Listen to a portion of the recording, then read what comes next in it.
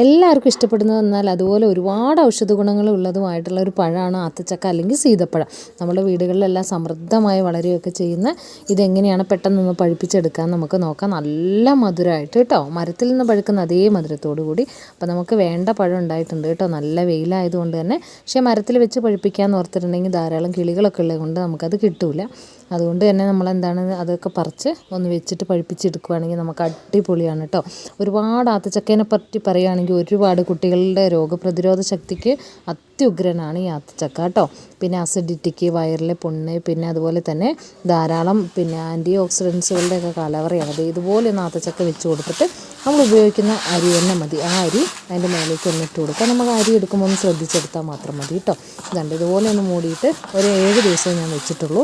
ഞാൻ കാണിച്ചു തരാം. ഇത് നമ്മുടെ റെഡ് കസ്റ്റേർഡ് ആപ്പിളാണ് കേട്ടോ, റെഡ് കളറുള്ളതാണ്. ഇത് കണ്ടോ, നന്നായിട്ട് 7 ദിവസമൊക്കെ ആയപ്പോഴത്തേക്ക് ഇതേ നന്നായിട്ട് പഴുത്ത് കിട്ടി. മധുരം എന്ന് പറഞ്ഞാൽ എക്സ്ട്രീമാണ് കേട്ടോ, ഒന്നും പറയാനില്ല. അതുപോലെ നല്ല മധുരമുണ്ട്.